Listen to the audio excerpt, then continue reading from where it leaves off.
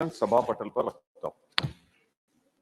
Statement of the Department related Parliament Standing Committee on Water Resources, Shri Pramod Tiwari.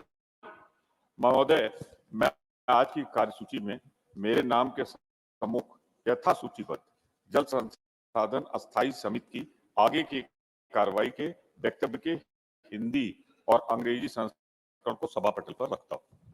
धन्यवाद। Statements of the Department related Parliamentary Standing Committee on Communications and Information Technology, Shri Kartikeya Sharma.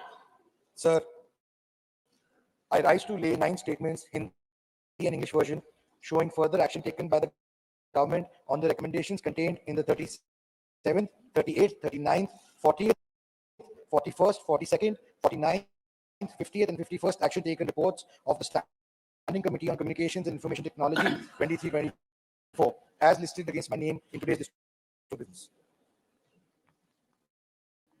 Statements by Ministers, Shri Fagan Singh Purste. महोदय, मैं आपकी अनुमति से आज की कार्यवाही के क्रम संख्या 13-1 पर मेरे नाम पर उल्लेखित वक्तव्य सभा पटल पर रखा हूं। श्री दानवे राव साहिब दादाराव। सभापति महोदय, मैं निम्नलिखित के संबंध में वक्तव्य दे रहा हूं। कोयला मंत्रालय के अनुदान मांगे 22-23 के संबंध में विभाग संबंधित कोयला खान और इस्पात संबंधी संसदीय समिति के 30वें प्रतिवेदन में अंतर्विषय सिफारिशों को कार्यान्वयन की स्थिति, कोयला मंत्रालय के अनुदान मांगों 23-24 के संबंध में विभाग संबंधित कोयला खान और इस्पात संबंधी संसदीय समिति के 38वें प्रतिवेदन में अंतर्विषय सिफारिशों में कार्यान्वयन की स्थिति। Honorable members, 2 notices under Rule 267 received from Shri Syed Nasir Hussain and Dr. Ami Yaznik do not merit admittance. Honorable members, no, I have stopped the practice. I have reverted back to the earlier wholesome practice. I have to inform honorable members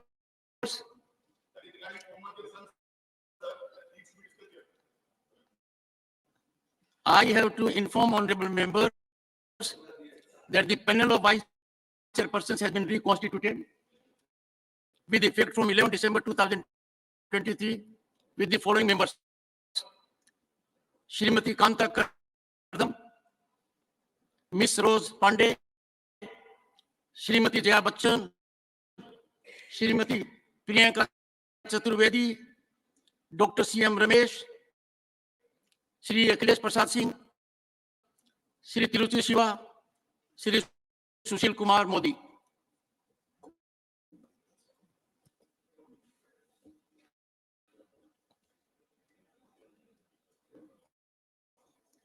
Yes, Shri Sushil Kumar Modi, I have given the name. Oh, Shakespeare ने कहा था नाम में क्या रखा है, नाम में बहुत कुछ रखा है, सरनेम में ज्यादा रखा है. I correct myself. Shri Sushil Kumar Gupta, the correct name.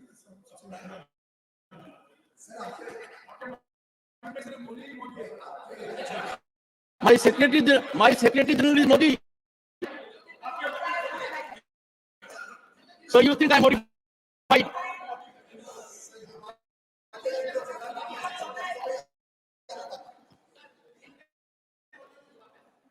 Actually, let me tell you and betray my heart. मेरे दिल में डॉक्टर सुदेश धनखड़ के अलावा कोई नहीं है. And my heart is fully occupied. And this is endorsed by the leader of the opposition.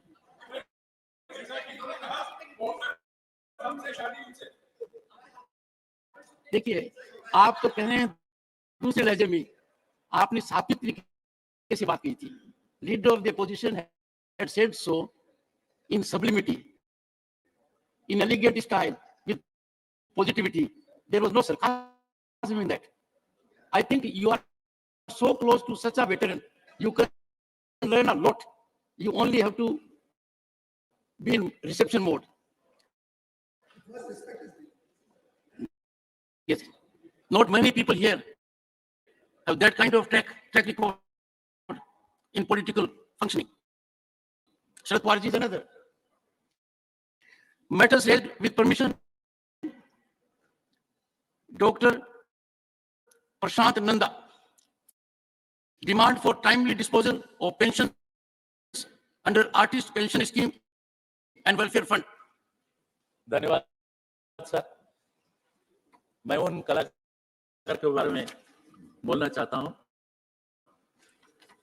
जिन कलाकारों ने देश की अस्मिता के लिए अपनी सारी जिंदगी दे दी है.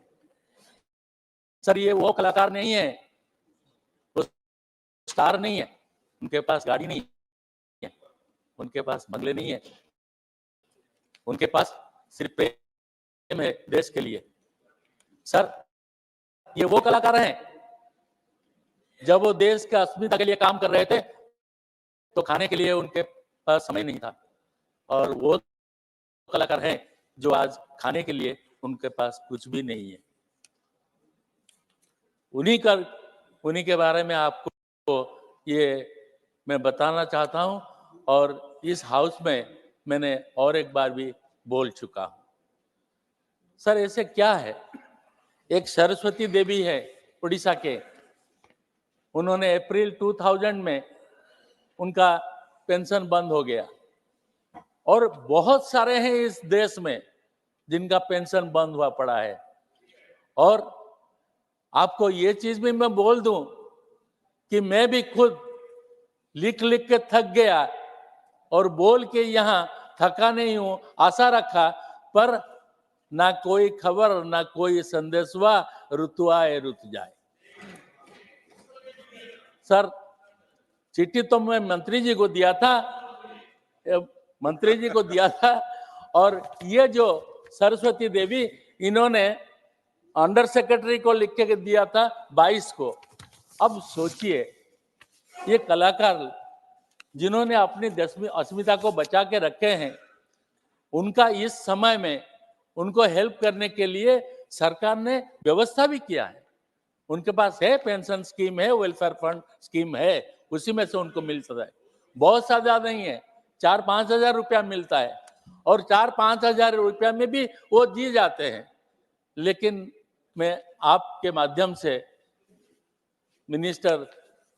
कल्चरल मिनिस्टर को रिक्वेस्ट करना चाहता हूं कि थोड़ा सा उनके लिए समय दीजिए.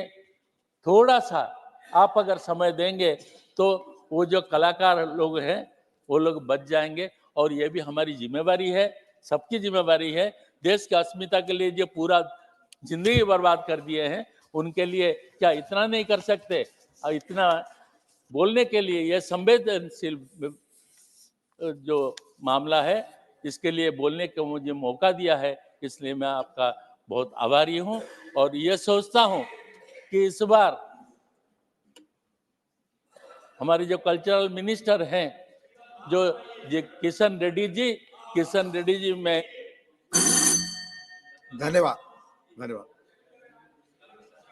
माननीय Prashant Nanda ji. Doctor V Sivadasan demand to develop Kannur international airport. जो भी माननीय सदस्य एसोसिएट करना चाहते हैं अपना नाम यहाँ भेज.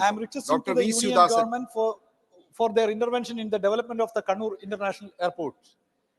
The airport is the hope of the people. Sir, the catchment area of the airport includes Kannur, Calicut, Kasaragod and Wayanad districts. And the people from Coorg also using this airport for their own airport. In Kannur, around 5,000 acres of land owned by the state government for the development of the Kannur International Airport project. The KIAL also heavily invested in the infrastructure facilities. The sizable number of people, NRI population is here, sir. Historically, Malabar has a great contact with the foreign countries like Arabian land. The cargo products such as marine products, handlooms and handicrafts have enormous potential in this region. Kannur, the land of looms and loaves and surrounding region, has a high and tourism potential. The biggest thriving beach in Asia, Naval Academy of Indian Navy, the great centers of Indian freedom movement and the noted places of folk arts also here, sir. The thousands of tourists visits here to see the beauty of the land, to study the historical monuments, and enjoy the weather and flora and fauna. The one side of the border of the one side of the district's Arabian Sea, other side is Western Ghats. Sir, thousands of tourists are visiting this area. The development of this area is inevitable for the sustainable development of the people, sir. Foreign airlines are requesting for providing their services on this airport, but the ministry is not ready to allow the permission. At the same time, they have given the permission to some other airport. The entire people of Kerala together, they are requesting for granting the point of status of Kannur International Airport. Sir, but this union government is not ready to allow the permission. They are trying to catch the Kannur International Airport because they are trying to catch the dream of the people. In the ministry, some of them targeting the people of Kannur and the international airport, the dream project of Kerala. Sir, Mangalore Airport and Trivandrum Airport is running by a big corporate company. If the government is trying to protect the profit of this big corporate company, their own friend, so I am telling to them, sir, then I am sure they will be punished by the people today or tomorrow. They will be punished by the people today or tomorrow. With these words, I am concluding, sir. Please protect the airport. Please try to help them, Kannur International Airport. The government should do their duty. This is my request. Thank you, sir. Thank you. Thank you. Thank you. Mani Sant Balbir Singh ji, demand to address the problems being faced by the farmers of Punjab due to financial recession.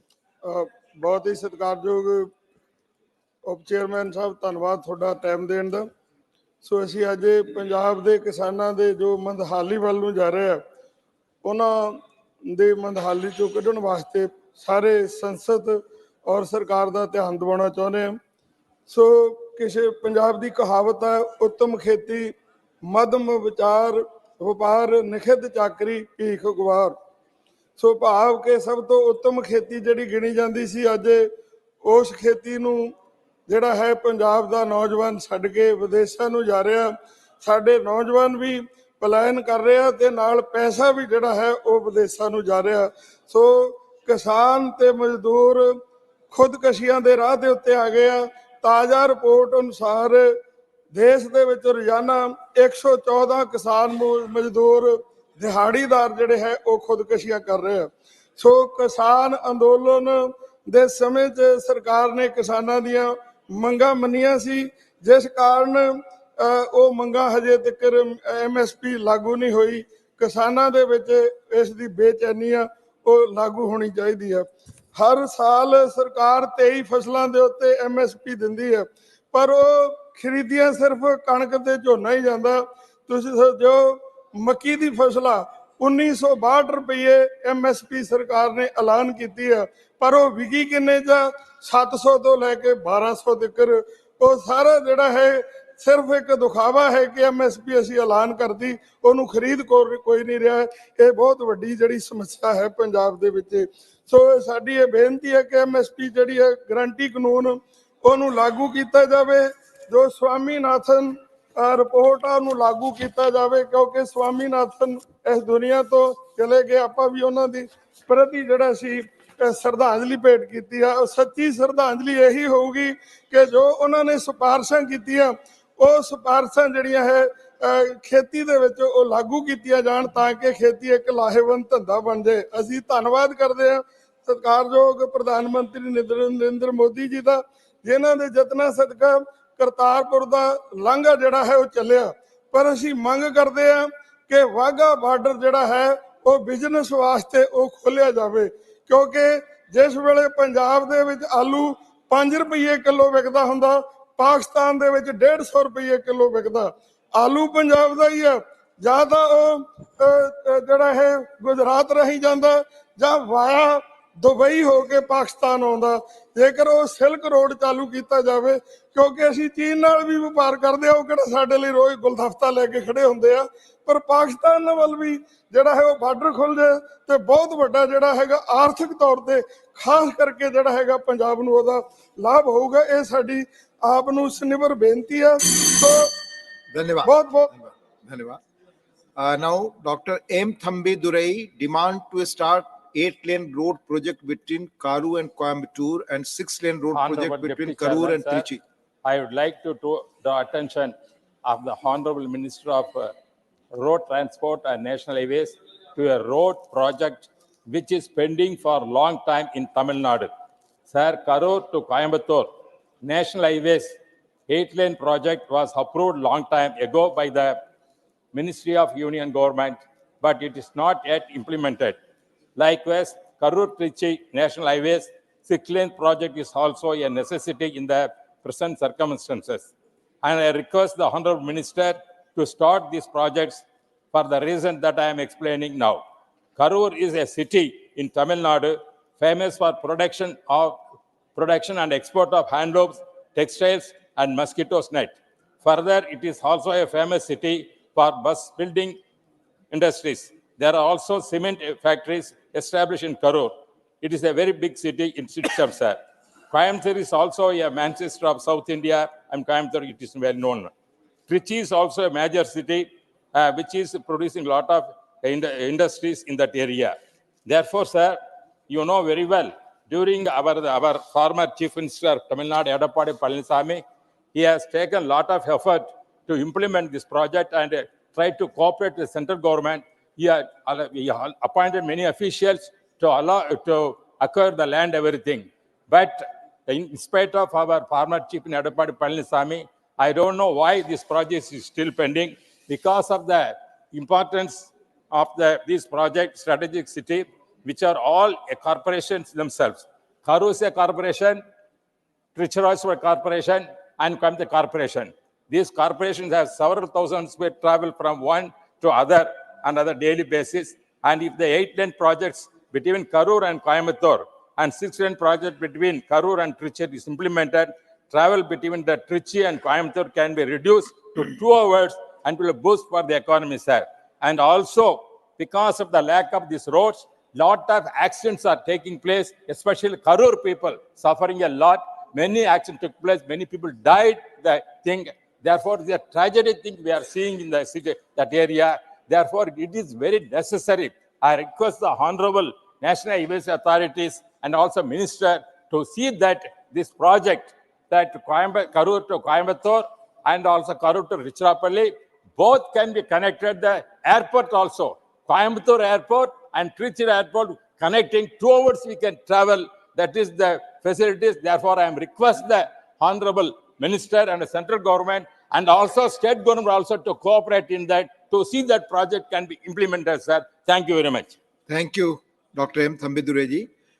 Dr. Santanu Sen ji request to change the logo of the National Medical Commission. Thank you, sir. The country as a whole and the entire medical fraternity demand the restoration of previous logo of National Medical Commission. Sir, earlier it was Indian Medical Degree Act 1916, which became Indian Medical Council Act 1933, and finally it became Indian Medical Council Act 1956. And thereafter, despite having several objections from different corners of the society and the fraternity, it was repealed and National Medical Commission came into force from 25th September 2020, repealing the 64 years old Indian Medical Council Act 1956. Sir, earlier it was termed as Western medicine, then it became medicine, and finally it was termed as modern medicine. And the logo of modern medicine is codices. And there was no need and there was no permissible conditions for the provisions of National Medical Commission is concerned that this logo can be changed. But unfortunately, we have seen in recent past, I don't know whether because of the government instruction or by National Medical Commission itself, they have changed the logo and they have brought a photograph of Dhanvantari in the logo, sir. Sir, change of logo was absolutely not needed. It's symbolizing one particular religion. What is the function of National Medical Commission? It regulates the medical curriculum. It gives sanction to the new medical colleges. Its function is not to promote any particular religion, sir. Even the Ayush department, they didn't change their logo, but National Medical Commission, they have changed their logo, sir. It's against the basic oath which we the doctors take after passing MBBS, be it the Chorok oath or be it the Hippocratic oath. We take oath that we will treat each and every patient irrespective of their caste, creed and religion. We are not bound to treat one particular religion, sir. Sir, again, it is the basic essence of the Indian Constitution, which through its Article 25 and 26, after the 42nd Amendment in 1976, speaks about that India is a secular country and we should promote dovetailing of religions. There are 8 major religions of the world in the country that exist very much in our country, sir.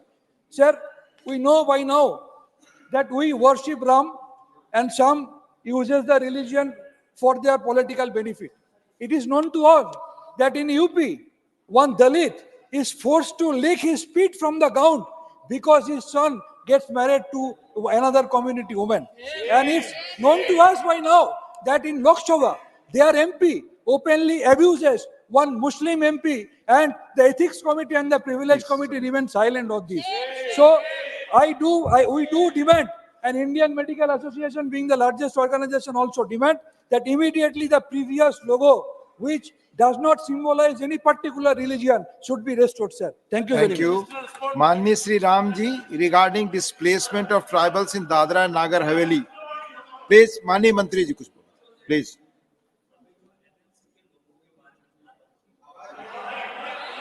Please, Mani Mantri ji, please. Dhanvantari Hindustan के medical science के एक प्रतीक है। उसका लोगो already उसमें था ही, उसमें केवल थोड़ा सा कलर किया है और कुछ नहीं करा है। दूसरा क्या Please, उसमें please. No, please, not उसमें allowed. क्या Dr. it is one Thambidurai type of ji. medical No, science. please. ये हमारे लिए क्या देश, माननीय वाइस चेयरमैन सर, हमारी विरासत से प्रेरणा लेके हम आगे बढ़ सकते हैं। ये हिंदुस्तान की विरासत है, ये मेडिकल साइंस का प्रतीक है। जिन्होंने मेडिकल साइंस में इतना रिसर्च किया था उसके प्रतीक के रूप में हमने फोटो रखा है, उसमें और कोई इरादा नहीं है। मुझे लगता है कि हमें तो प्राउड फील करने का समय है, उसके लिए क्वेश्चंस करने का समय नहीं है। धन्यवाद माननीय मंत्री जी। माननीय श्री राम जी not present.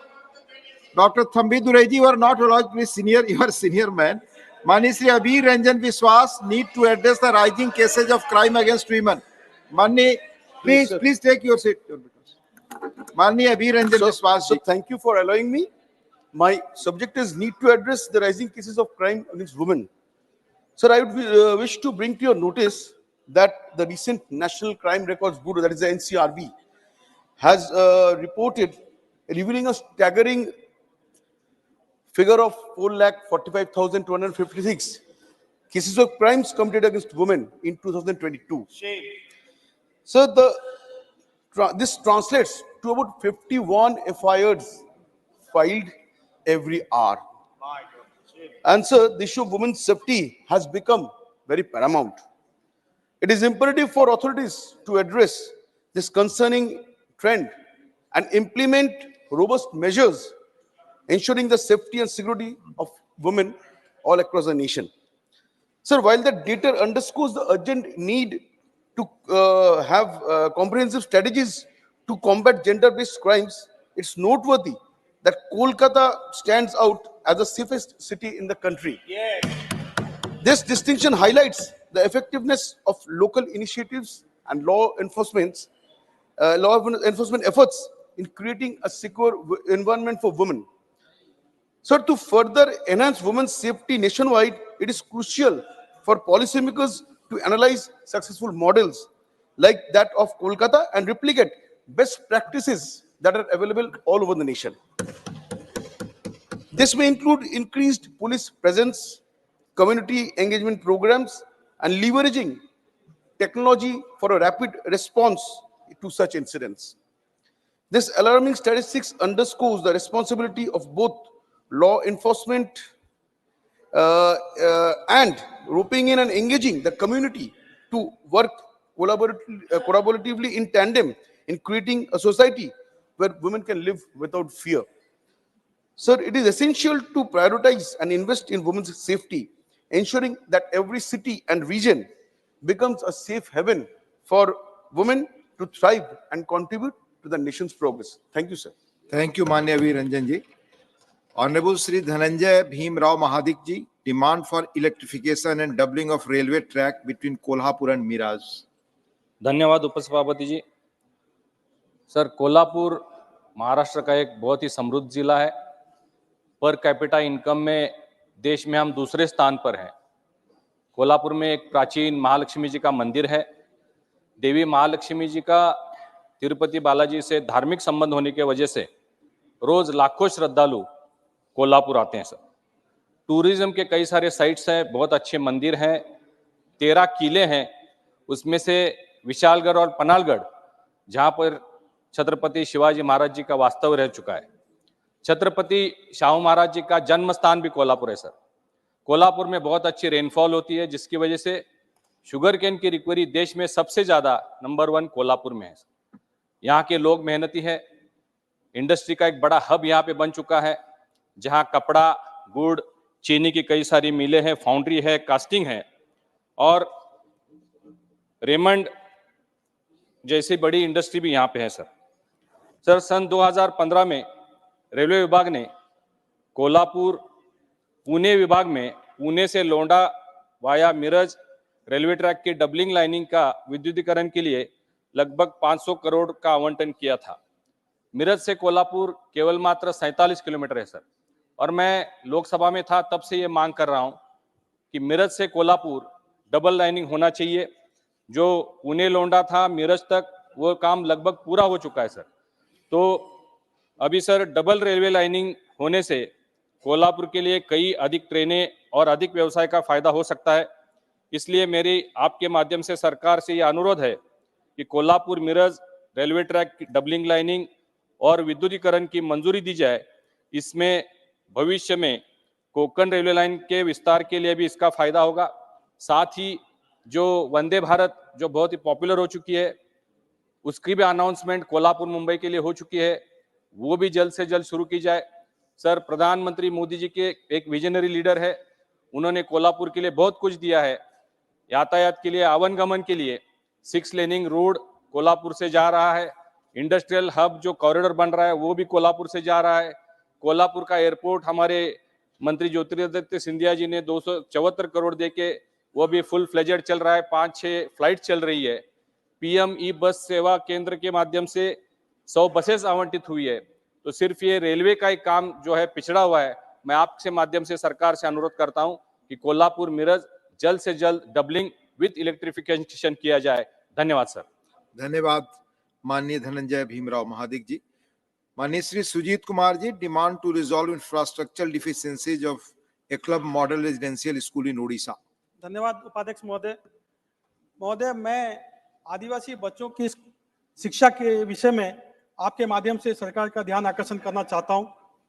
मान्यवर विषय है जो एकलव्य मॉडल रेसिडेंशियल स्कूल्स हैं, EMRS, उसका जो पॉपुलेशन क्राइटेरिया है, और दूसरा जो EMRS स्कूल्स जो नॉन फंक्शनल हैं। महोदय, मिनिस्ट्री ऑफ ट्राइबल अफेयर्स 2020 का एक रिवाइज्ड गाइडलाइन है, जिसके तहत EMRS स्कूल्स का स्थापना करने के लिए एक ब्लॉक में कम से कम 50% आदिवासी जनसंख्या होना चाहिए और कम से कम 20,000 की आदिवासी की जनसंख्या होना चाहिए।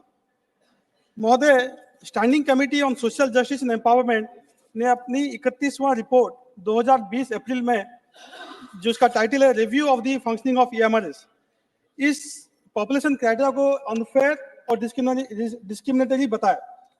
और 41st रिपोर्ट में भी उन्होंने यही बात को दोहराया और चिंता जाहिर की, क्योंकि महोदय ये जाहिर है कि बहुत सारे ऐसे ब्लॉक्स हैं देश में जहां पे 50% का आदिवासी जनसंख्या ना होके 42%, 45%, 40% है।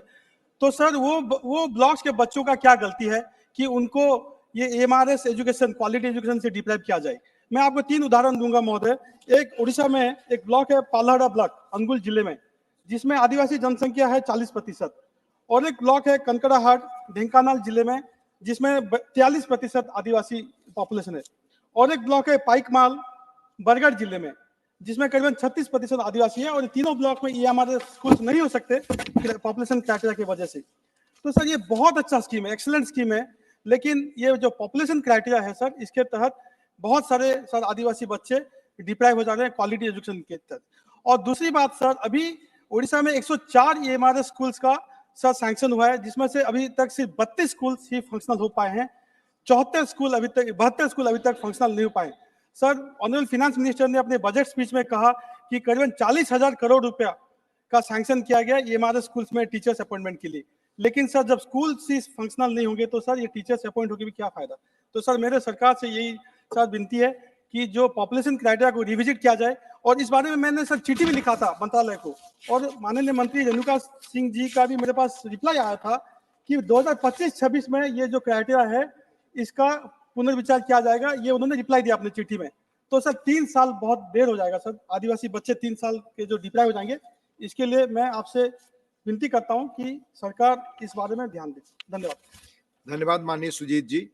माननीय Shri Sushil Kumar Modi ji, need for declaration of assets and liabilities by the जजेज of supreme court and high courts. महोदय, ऑल इंडिया सर्विसेज यथा IAS, IPS, IFS और सेंट्रल सिविल सर्विसेज यानी under secretary, deputy secretary, director को ज्वाइनिंग के समय और फिर प्रत्येक वर्ष अपनी संपत्ति का अनिवार्य रूप से ब्यौरा देना पड़ता है। CAG भी प्रति वर्ष वेबसाइट पर अपने एसेट्स का डिक्लेरेशन करते हैं। सुप्रीम कोर्ट ने निर्देश दिया है कि MLA MP का चुनाव लड़ने वाले लोगों की संपत्ति मतदाताओं को जानने का अधिकार है। तो जब कोई MP MLA चुनाव के लिए खड़ा होता है तो उसको अपनी संपत्ति का एफिडेविट फाइल करना पड़ता है, और MP बनने के बाद 90 दिनों के भीतर और फिर प्रत्येक वर्ष 30 जून तक सभी MPs को संपत्ति का ब्यौरा देना होता है। यहाँ तक कि सेंट्रल कैबिनेट यानी प्रधानमंत्री तक सभी मंत्री प्रति वर्ष अपनी संपत्ति का ब्यौरा देते हैं। परंतु सुप्रीम कोर्ट और हाई कोर्ट के जजेस के लिए ऐसी कोई व्यवस्था नहीं है। सभापति महोदय, अगर मंत्री, MP, मंत्री, IAS के समान जजेस के लिए भी एसेट डिक्लेरेशन की व्यवस्था होनी चाहिए।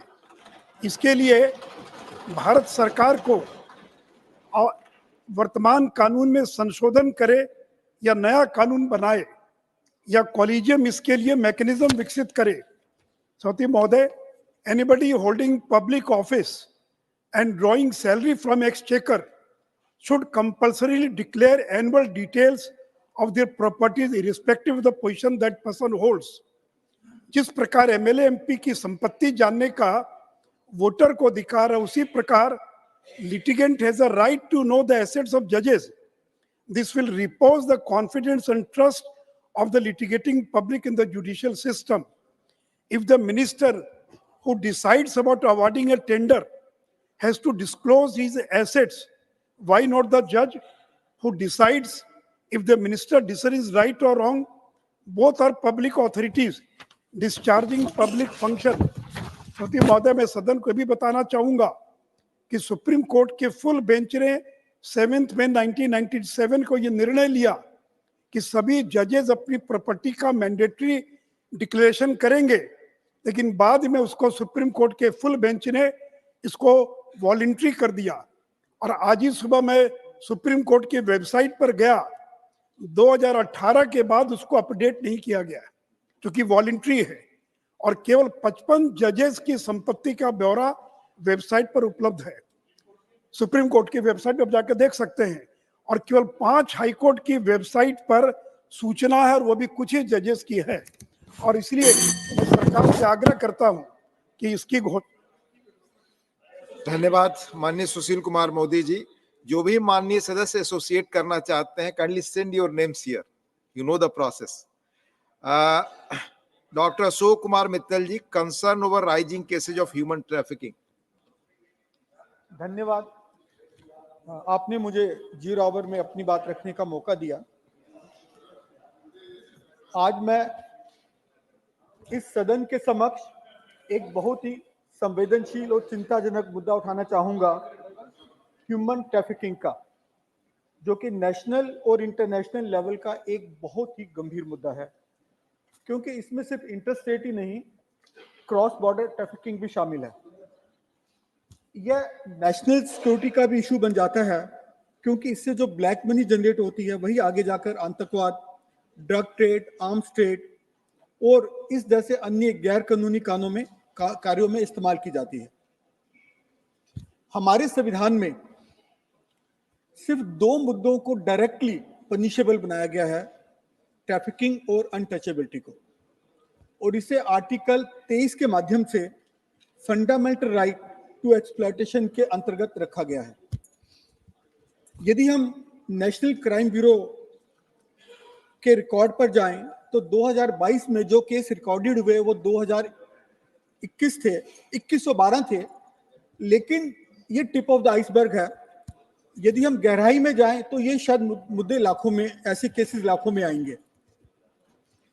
मैं इस सदन में पंजाब से आता हूं, जहां क्रॉस बॉर्डर ट्रैफिकिंग के केसेस भी सामने आते रहते हैं, जहां महिलाओं को नौकरी के नाम से अच्छी तनख्वाह देने के लालच में दुबई, ओमान वगैरह ले जाया जाता है और वहां ले जाकर उनसे हैरासमेंट शुरू होती है। पासपोर्ट छीन लिए जाते हैं, कैद में रखा जाता है, खाना नहीं दिया जाता, स्लेवरी कराई जाती है, डोमेस्टिक हेल्प जबरदस्ती कराई जाती है, जिसकी पेमेंट भी नहीं की जाती। इसके साथ साथ separately child labour, child marriage, prostitution, bonded labour जैसे कारण भी ह्यूमन ट्रैफिकिंग से पैदा होते हैं। भारत सरकार ने इसका संज्ञान लेते हुए D trafficking of persons prevention, protection and rehabilitation bill 2018 में लोकसभा में पास करवाया, लेकिन लैप्स होने की वजह से ये पारित नहीं हो पाया। तो मैं चाहूंगा और भारत सरकार से निवेदन करूंगा कि ह्यूमन ट्रैफिकिंग पर फिर से संज्ञान लें और एक डेडिकेटेड कानून लेके आए, ताकि हम इतनी बड़ी प्रॉब्लम को रोक सकें और जो क्रॉस बॉर्डर ह्यूमन ट्रैफिकिंग हो रही है उस पर सख्त एक्शन ले सकें। धन्यवाद। धन्यवाद डॉक्टर अशोक मित्तल जी। माननीय doctor Sasmit Patra ji, demand to include ahimsa in preamble of the Indian Constitution. Honorable Deputy Chairman, sir, thank you for giving me this opportunity on this very important topic. The topic is demand to include ahimsa in the preamble of the Indian Constitution as proposed by Honorable Chief Minister Shri Naveen Patnaik ji. Sir, in May 2018, Odisha's Honorable Chief Minister Shri Naveen Patnaik ji, during the first meeting of the Committee for 150th Birth Anniversary Celebrations of Mahatma Gandhi, had proposed that the idea of ahimsa or non-violence should be included in the preamble of the Indian Constitution. Honorable Deputy Chairman, sir, he had said this would inspire future generations, not only of India, but also people around the world who would be reminded of the profound truth of this principle. He further said that this is the most important aspect of Mahatma Gandhi, the doctrine of non-violence, because it talks about poverty and social injustice as the greatest violence against humanity. Again, in December 2019, Honorable Deputy Chairman, sir, Honorable Chief Minister of Odisha, Shri Naveen Patnaik ji, reiterated his demand for inclusion of ahimsa, non-violence, in the preamble of the Indian Constitution while addressing the second meeting of the National Committee for Celebration of 150th Birth Anniversary of Mahatma Gandhi at the Rashtrapati Bhavan in New Delhi. And he said that ahimsa is the most powerful message given by India to the world, and that ahimsa has made our freedom struggle a unique freedom struggle in the entire world, while ahimsa is the only path of peace, development, and equality. You'd be happy to know, Honorable Deputy Chairman, sir, that in March 2021, the Odisha Vidhan Sabha, the Odisha Assembly, unanimously passed a resolution to include ahimsa, non-violence, in the preamble of the Indian Constitution. The resolution was passed to commemorate the 100th anniversary of Mahatma Gandhi's visit to the state of Odisha. He had first visited on March 23rd, 1921. And in this way, Honorable Deputy Chairman, sir, Honorable Chief Minister Shri Naveen Patnaik ji has been repeatedly requesting for ahimsa to be added in the preamble of the Indian Constitution. The Odisha Vidhan Sabha, unanimously, all MLAs, both BJP, Congress, BJD, independents, everyone came together and said, ahimsa ko Bharat ke Samvidhan ke preamble mein shamil kariye. This is beyond party. This is about the very philosophy of India. This is about the very identity of India, which is ahimsa and non-violence. In this regard, I reiterate that let the government bring about a proposal and an amendment to include ahimsa in the preamble of the Indian Constitution. Thank you. धन्यवाद doctor Sasmit Patra ji. Doctor Fauzia Khan ji, issue of laser interferometer gravitational wave observatory in Hingoli, Maharashtra. Sir, as India takes off into the realms of scientific advancement, and as a proud Indian, I would like to say, न तू ज़मी के लिए है, न आसमां के लिए, जहां है तेरे लिए, तू नहीं जहां के लिए. Sir, India has embarked upon a momentous journey, marking its celestial prowess by touching the moon and nearing the sun. Yet, our quest to unravel cosmic mysteries has only just commenced. In the heart of Maharashtra's Hingoli, a barren expanse of land is poised to become the ground for one of the world's most ambitious scientific initiatives, the LIGO Observatory, dedicated to unraveling gravitational waves. I extend my heartfelt gratitude to the Honorable Prime Minister of India for swiftly considering the plea that I personally made to him and granting the government's wholehearted approval and a sanctioned fund of rupees 2,600 crores for LIGO India, sir. Sir, this project promises an impactful change for the underprivileged in the Marathwada region of Maharashtra, making it a big hub for science. It pledges not only extensive scientific research, but also substantial investments in education, healthcare, and infrastructure, revitalizing the entire area. I implore the government to seize this opportunity by establishing a science city, fostering a world-class research university, constructing state-of-art infrastructure with robust connectivity, and all around the LIGO project, sir. Moreover, I propose the creation of a dedicated committee tasked with overseeing and guiding this monumental project. This committee would offer recommendations and strategies to harness this opportunity for the comprehensive development of Marathwada region. This endeavor isn't merely about a scientific exploration. It is about fostering a future where knowledge, innovation, and progress thrive, sir. Let us unite in our commitment to leverage this endeavor for the holistic advancement of our nation and its people. Sir, this is only the third location in the world that NASA has identified to set up this laboratory. Thank you, sir. Thank you, Dr. Fauziya Khan ji. माननीय Shri Sandeep Kumar Pathak ji, demand to release dues under National Health Mission and Rural Development Fund to the state of Punjab. धन्यवाद उपसभापति महोदय। आज मैं पंजाब के संदर्भ में एक बहुत महत्वपूर्ण मुद्दा आपके समक्ष और आपके माध्यम से इस पूरे देश और सदन के सामने रखना चाहता हूं। सर, पंजाब का बहुत सारा पैसा केंद्र सरकार के पास अटका हुआ है। केंद्र सरकार ने वो पैसा रोक के रखा हुआ है।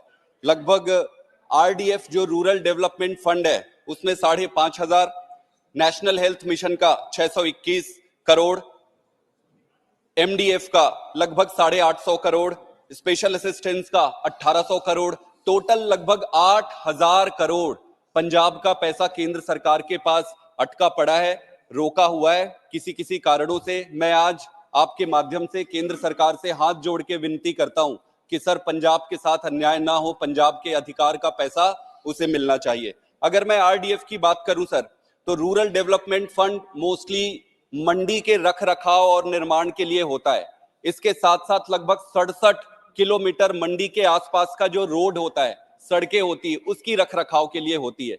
पिछली सरकारों ने किसी भी कारण से वो पैसा किसी दूसरी चीजों में खर्च कर लिया, तो केंद्र सरकार ने वो पैसा रोक दिया कि भाई आप उसको सही उपयोग नहीं कर रहे हो। बिल्कुल सही है, लेकिन अब सरकार बदल गई है। पंजाब की जनता का हक सिर्फ इसलिए कि पिछली सरकार से एक गलती हुई होगी या जो भी कारण रहे होंगे, रोका नहीं जा सकता है। मेरा ये मानना है कि इसमें कई बारी चिट्ठी लिखी गई, केंद्र सरकार ने बड़े सकारात्मक तरीके से उत्तर भी दिए कि भाई आप नियम बनाइए कि उस पैसे को सही जगह उपयोग करोगे। पंजाब सरकार ने नियम बनाया, नियम के बाद केंद्र सरकार ने सहमति भी दे दी। हमने पंजाब सरकार ने तो धन्यवाद तक दे डाला केंद्र सरकार को कि सर आपका बहुत बहुत आभारी है। पैसा फिर भी रुका हुआ है, सुप्रीम कोर्ट में मुद्दा चला गया है सर, अब सुप्रीम कोर्ट पे लटका हुआ है। दूसरा है सर नेशनल हेल्थ मिशन का। सर यहां माननीय मंत्री जी भी बैठे हैं, उन्होंने नेशनल हेल्थ मिशन का सर लगभग 621 करोड़ रुपए रुका पड़ा है। इसमें यह कहा जाता है कि आम आदमी क्लिनिक जो है उसका केंद्र सरकार सपोर्ट नहीं करती है, एनएचएम के जो पैसे हैं वो उस पे जा रहा है, इसलिए रोका गया है। पर सर नेशनल हेल्थ मिशन के पैसा तो दवाइयों में भी जाती है, मशीनों में भी जाती है, जिला अस्पतालों में भी जाती है, तहसील के अस्पतालों में भी जाती है, और भी कई अस्पताल है उसमें जाती है। अगर केंद्र सरकार चाहे तो वो स्पेसिफाई कर दे कि भाई हम आम आदमी क्लिनिक पे पैसा नहीं खर्च करोगे तो आम आदमी क्लिनिक के लिए ना दे सर, बाकी के लिए तो दे। और ये मैं स्पष्ट करना चाहता हूं, आम आदमी क्लिनिक के लिए पैसा पंजाब सरकार अपने जेब से लगा रही है, उनका फंड है। तो मेरा ये मानना है कि इस पर ध्यान देना चाहिए सर। बड़ी मुश्किल से जीएसटी का पैसा मिला, इसके लिए मैं केंद्र सरकार को धन्यवाद देना चाहता हूं। अगर वो नहीं भी देते तो हम क्या कर लेते, सुप्रीम कोर्ट का चक्कर लगाते रहते। सर 35,000 केसेस सुप्रीम कोर्ट में पेंडिंग है, 35,000 राज्य और केंद्र सरकार के मुद्दों से संबंधित। सर ये देश कैसे आगे बढ़ेगा अगर सुप्रीम कोर्ट ऐसे। Thank you, thank you, thank you, thank you. Your time is over. माननीय मंत्री जी कुछ कहना चाहते हैं, please.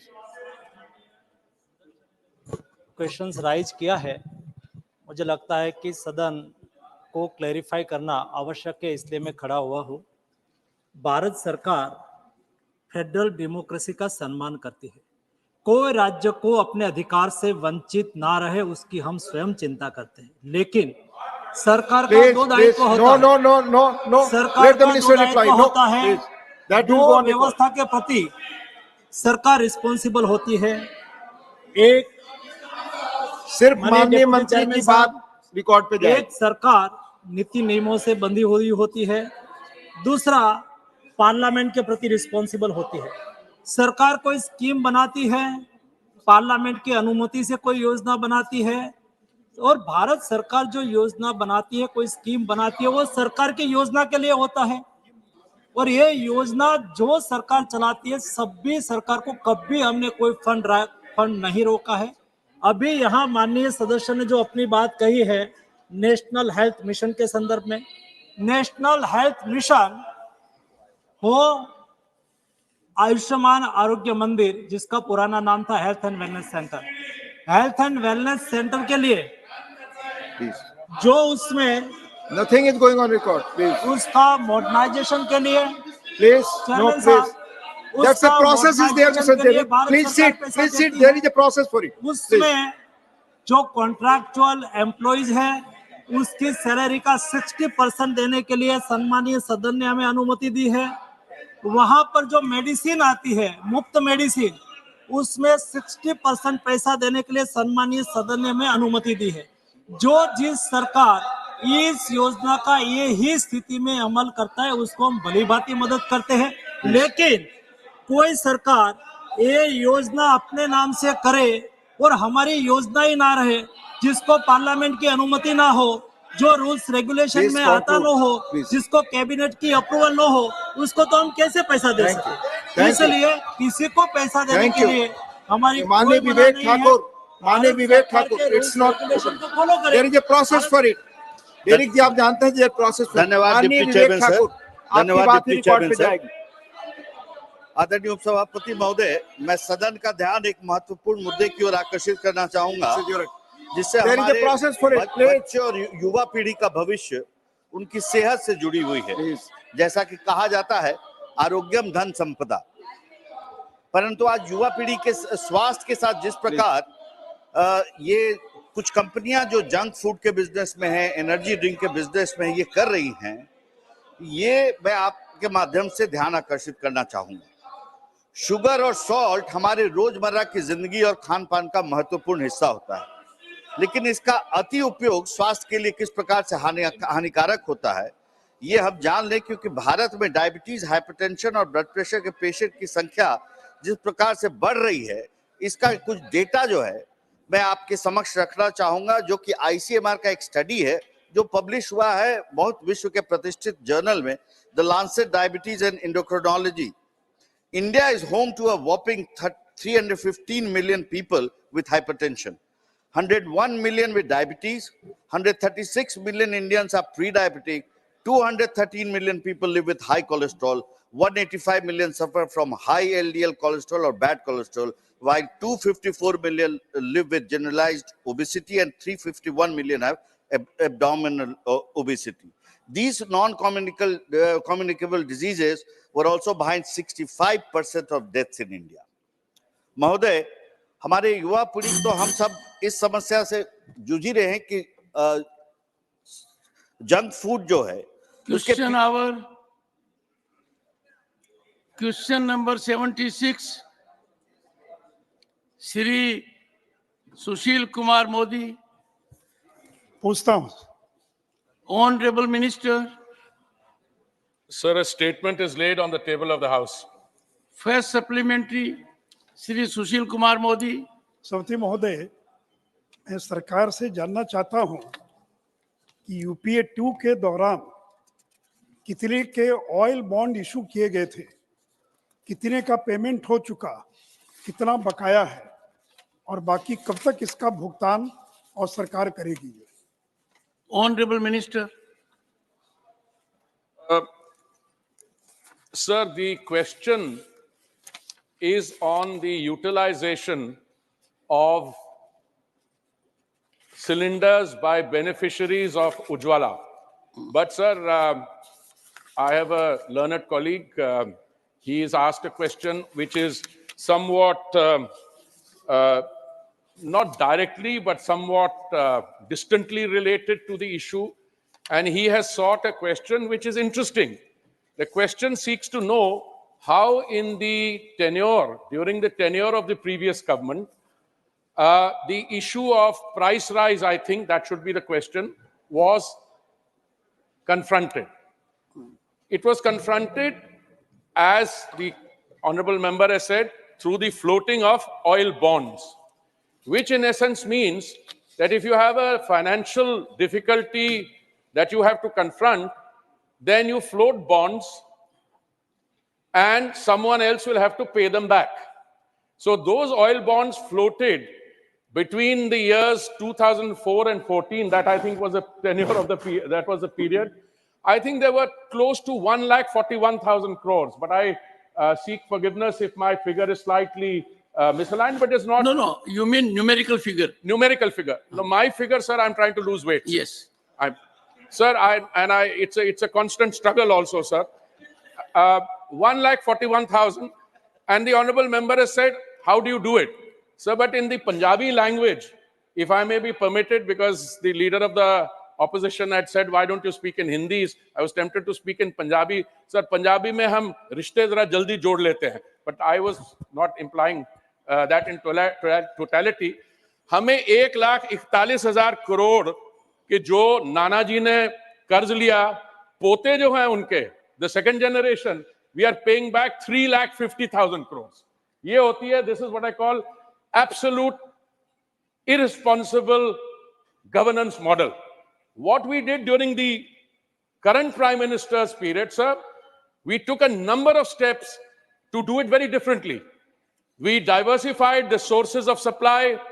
The Honorable Prime Minister, who is very sensitive to the requirements of the most vulnerable sections of society, reduced the central excise duty on petrol and diesel on 2 occasions, sir, in November 21 and May 22, as a result of which, sir, I want to tell you, and this is very interesting, the loss of revenue to the government as a result of the reduction of excise was 2.2 lakh crores, sir. We also, our BJP ruled states, and I want to thank them, they reduced the VAT.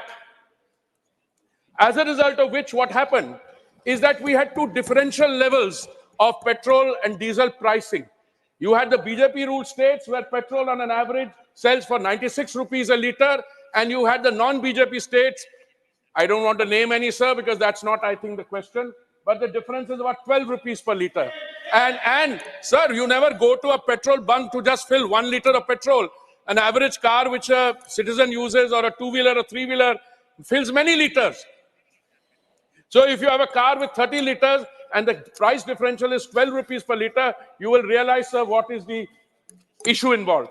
Sir, we have to deal with this in many, many different fronts. What the Honorable Prime Minister was able to do, and that is why we were able to, since the question is on utilization of gas cylinders under the Ujjwala scheme, I also want to thank the Honorable Member. Sir, there are two kinds of gas, within quotes, that I would like to refer to, and I want to do some context setting, sir.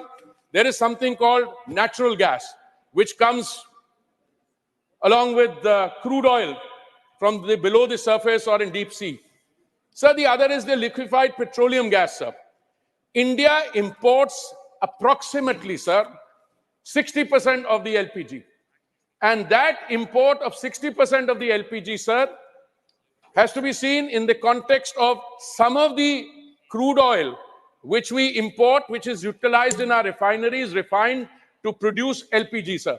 And I'm sure, as this answer, the body of the answer has indicated, sir, our consumption for the Ujjwala beneficiaries has gone up from very low earlier to now 3.8 per household, which means the number of Ujjwala connections is increased. 9 crores 60 lakhs is the number of, and the utilization per household for our sisters who are utilizing that has also increased, sir. So there is good news on all fronts. But when the question was asked, I think there has been a narrative which I have found very difficult to understand. कहीं उज्ज्वला का connection ले लिया, पर utilization नहीं है. Sir, if you look at how many people have utilized the first connection, first cylinder, second, third, fourth, fifth, going, it is increasing all the time. And there is a variation between urban households where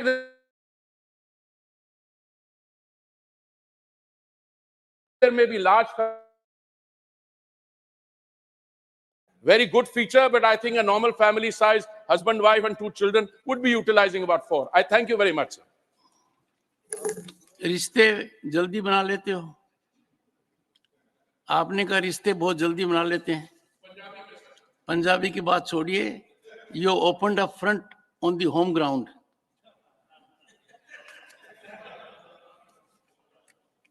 Second supplementary, Shri Sushil Kumar Modi. सभापति महोदय, मैं माननीय मंत्री से जानना चाहता हूं कि पीएम उज्ज्वला के कारण pollution related pre mature deaths कितने लोगों को बचाया जा चुका है. क्योंकि जो पॉल्यूशन होता है उसके कारण कहते हैं कि लंग्स और बाकी अफेक्टेड होता है. तो how many people we were able to save from death, premature death, because of PM Ujjwala number. और साथ ही साथ पीएम 2.5 का जो एमिशन है वो कितना इसके कारण कम किया जा चुका है. क्योंकि एक रिपोर्ट छपी अखबार में कि 15 लाख लोगों को मरने से बचाया जा चुका है, and 1.8 million ton PM 2.5 were saved, which could have been gone into the. Modi ji, we can't give credence to newspaper reports. नहीं, ठीक है, इसलिए मैं ये जानना चाहूंगा कि पीएम उज्ज्वला के कारण कितने pre mature pollution related deaths को बचाया जा चुका है तथा PM 2.5 एमिशन कितना कम किया जा सका है. Honorable Minister. Sir, I want to thank the honorable member. Sir, जब माननीय प्रधानमंत्री जी ने दिल्ली में दायित्व संभाला था, मैं बात कर रहा हूं मई 2014 में, उस समय देश भर में जो गैस कनेक्शंस थे वो करीब 14 करोड़ के करीब थे, और आज के दिन ये 14 करोड़ से बढ़कर क्लोज टू 33 करोड़ हो गए हैं. इसमें से 14 करोड़ से 33 करोड़, इसके बीच में उज्ज्वला की जो स्कीम है जो रोल आउट की गई उसमें 9 करोड़ 60 लाख उज्ज्वला के कनेक्शंस हैं. और इसमें अभी माननीय प्रधानमंत्री जी ने निर्णय लिया, जब कैबिनेट ने अप्रूवल दिया उसके कि 75 लाख हम और उज्ज्वला कनेक्शन कर रहे हैं. तो 75 लाख में से मैं समझता हूं, जो आंकड़े मेरे पास हैं, कोई करीब 34 लाख हमने उन 75 लाख में से भी दे दिए हैं.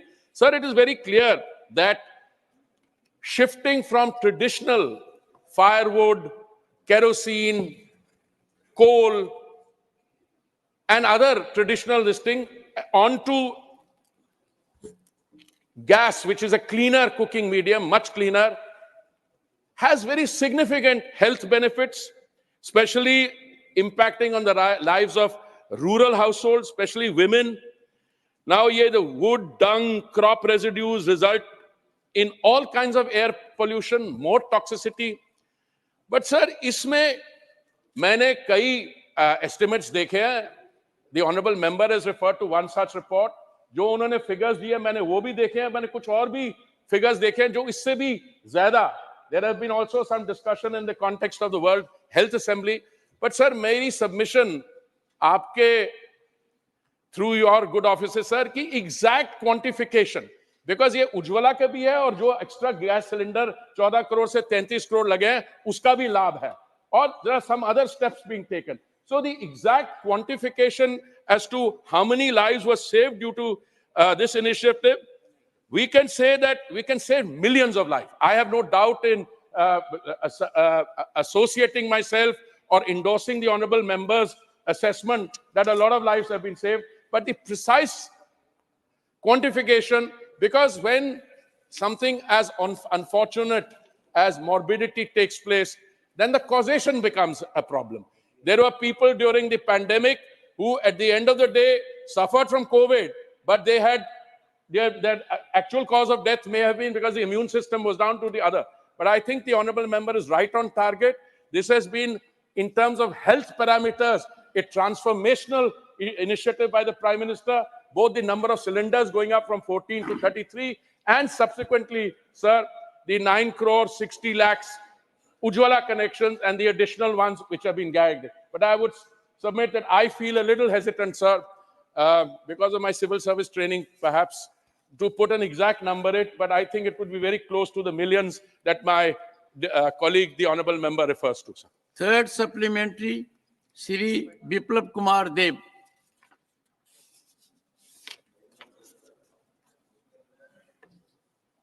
आपके माध्यम से माननीय मंत्री जी से पूछना चाहता हूं, ये जो एलपीजी सिलेंडर है इसके टोटल प्राइस के साथ 20 रुपीस डिलीवरी चार्ज भी इंक्लूड रहता है.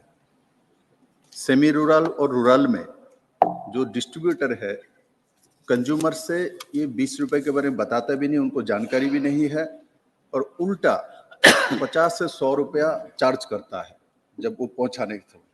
इसके बारे में मंत्री जी को जानकारी है क्या? नहीं है तो इसके ऊपर कोई कार्रवाई हुआ है कि नहीं, और नहीं हुआ तो कब तक होगी, मैं ये जानकारी चाहता हूं. Honourable minister.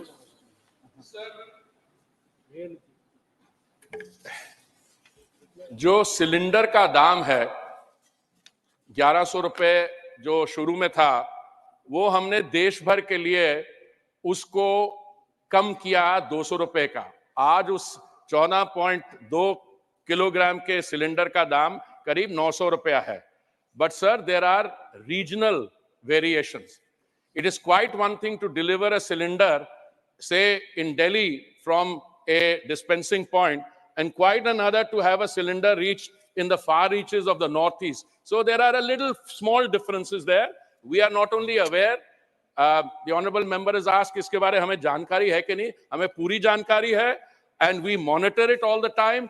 और अगर हमें कहीं लगेगा कि कोई जो additional logistical constraints के कारण जो चार्ज किया जा रहा है, whether it is unreasonable, we would be very happy to receive from others, and I keep receiving. Sir, the situation is, the पहला जो डिलीवरी चार्ज होता है सिलेंडर का, उसका 30 रुपया, 20 नहीं 30 रुपया है. ये कॉस्ट ऑफ द सिलेंडर में इंक्लूडेड है. दूसरा, कहां बहुत डिफिकल्ट जो ज्योग्राफिकल एरियाज हैं जहां पे, और ये हर एक हमारी योजना में सर बात है, हम गैस की पाइपलाइन ले जाते हैं टू अ पॉइंट. अगर बात वहां पे मल्टी स्टोरी बिल्डिंग है तो एक ही पाइपलाइन से आप hundreds of connection you can deliver. But if the point of consumption and the household are several kilometers apart, then the cost of delivering the cylinder also goes up marginally. So we are both aware of this, we monitor this, and sir, the effort is on a continuing basis to bring the price down.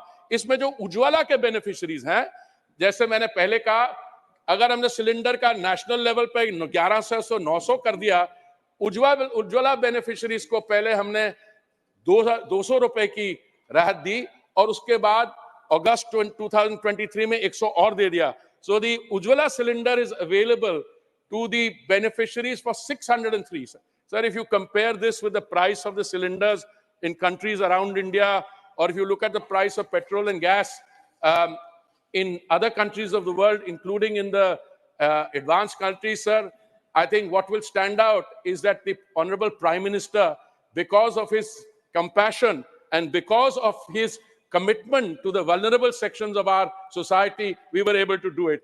मैं एक उदाहरण देना चाहूंगा sir, आपकी अनुमति से. India में gas का सिलेंडर जो 14.2 किलोग्राम का है 603 रुपया है. पाकिस्तान में 1059 रुपीस 46 पैसे, श्रीलंका में 1032 rupees and 35 paise, and Nepal में 1198 rupees 56 paise. So this is the thing. We are providing the cylinders virtually at 50% of the price or thereabout. And this in spite of the fact, sir, that we import 60% of the gas.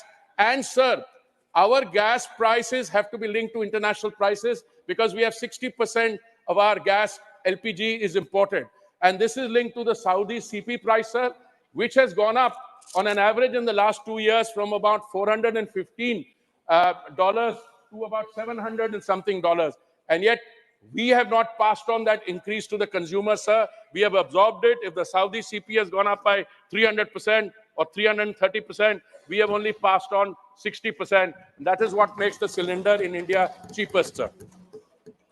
For supplementary, Srimati Sulata Dev. Thank you so much, Chairman sir, for giving me the permission. Sir, मैं आपके माध्यम से माननीय मंत्री से ये जानना चाहती हूँ कि उजाला के चलते जितना सब्सिडी मिल रहा है गरीबों को ठीक है, मगर मिडिल क्लास फैमिली को भी कुछ सब्सिडी अमाउंट डीबीटी के जरिए उनके अकाउंट में आता था. ये 2020 से बंद है. क्या माननीय मंत्री ये बताएंगे कि ये सब्सिडी फिर से देने का कोई प्रावधान है क्या? Thank you. Honorable Minister. Sir, I'm very happy the honorable member has asked that question. I think there's some misunderstanding. We have what is called an eligibility criteria. The eligibility criteria, sir, consists of several markers according to which a beneficiary can receive benefits under the eligibility criteria. It's a defined criteria. Adult women belonging to any of the following categories, sir. SC households, ST households, Pradhan Mantri Awas Yojana, Grameen, most backward classes, Antyodaya Anna Yojana, T and XT garden tribes, forest dwellers, people residing in island, river island, SECC households, poor households as per 14-point declaration. But there should not be any LPG connection in the household other than the one you are applying for. So we also have a negative criteria. We have what is called a KYC form, document and undertaking. And this includes 14 points. If any beneficiary, after signing this form, is found to be in violation or in contravention of one of these 14 points, the connection could be withdrawn. What we had done earlier, the direct benefit that the honorable member is referring to, sir, is a very simple thing. Earlier, what used to happen, the consumer would go and pay 1,100 rupees upfront, by the consumer, not allow. When we introduced the subsidy for the Ujjwala, now it's a direct transfer to the beneficiary's account. And that direct transfer takes place, sir, within 48 hours. I've never heard any complaint. So those who are entitled to receive the benefit continue to receive the benefit. It is entirely possible that the honorable member is referring to some households which don't qualify according to the criteria. As I said, there's an eligibility criteria, and then there is a KYC form. And this seems to be working well. I should mention that when the decision was taken to provide 75 lakh additional household connections, out of which 15% of those 34 lakhs, sir, applications were rejected because by use of Aadhaar card, we found that those households had actually, within their definition of the household, another connection. Fifth supplementary, Shrimati Vandana Chauhan. Sir, the Honorable Minister has said that the government has already started rolling out Ujjwala Yojana 2.0 with 75 lakh more connections to be given. So I wish to know that in the light of the fact that there was a CAG report which exposed some very, very serious discrepancies in the entire Yojana, has the government embarked upon any such exercise where this is addressed and the report comes is tabled to this House or in public domain? Thank you, sir. Honorable Minister. Sir, I have now been around long enough, 39 years in the civil service and 6.5 years as a minister, 2.5 years with this ministry. If I am expected to respond कि एक report आई है उसमें बड़ी गंभीर सवाल issue है, मैं आपको 15 रिपोर्ट्स दिखा देता हूं जिसमें बड़े गंभीर सवाल उठाए जाते हैं, including the kind of false narrative building. If there is a report which merits attention, I'd be very happy to respond to the report. The point is, leave it. I'm here to take care of interest of everyone. Please bear with me. Yes, sir.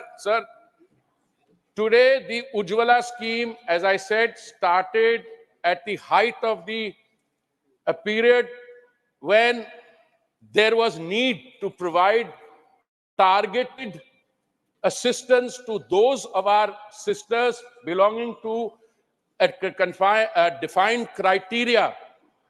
We are providing that. Earlier, there were 2 points of criticism. One, that the utilization is very low. People have taken a cylinder and not, I'm coming to your answer. Please allow me trying to give you a complete answer. This particular CAG report that she is referring to has said that we have taken the recommendations of that into account in the tweaking that we are doing to the scheme. Now, let me explain to you. The general impression was that out of those who had taken the first cylinder, not everybody moved to a second cylinder. So we have analyzed the numbers who have taken the first cylinder, number who have taken the second, fifth, sixth, seventh. The average today is coming to 3.8 cylinders per household, which I had submitted in response to an earlier question, is a reasonably good utilization. And today, that is increasing. But what is increasing is, it is not being allowed to be misused by those. Now, what is happening is that in some of the rural areas, where the poorer households have also got access to other forms of cooking medium, like firewood, etc., there the utilization was initially low. But even there, the benefits, so we can do two things at the policy level. We can do the prachar. We are reaching out through social media, through Ujjwala Panchayats. We are also incentivizing the bringing down the cost is a clear effort in that direction. But the short answer is, since she did not mention the report, and since I think she has the CAG report in mind, let me answer categorically that all the recommendations have been included in the system's implementation. All the recommendations. But I heard that there is a report of badi gambhir hai. वो तो मैं अखबार सुबह खोलता हूं तो मुझे कई गंभीर चीजें I'm a student of history, मैं ये पूछता हूं कि कौन सी ये लिखने वाला कौन है रिपोर्ट का, वहां से पता लगता है क्या क्या हो रहा है. By the way, sir, the CAG pointed out that male could take PMY, minor could take PMY more than 2 refills per day. Now we made changes. We don't allow males and minors too. The scheme is for ladies, for the ghar ki mahila ke naam pe, and this has already brought about a change. By the way, we take CAG's recommendations very seriously. My colleague is saying, unlike some previous dispensations which allowed the thing, but let me assure you, we take them very seriously, and certainly in my ministries, we take them extra seriously. Question number 77, Srimati JB Mather Isam. Yes. Question 77. Honorable Minister. Will of the House. First supplementary, Srimati JB Mather Isam.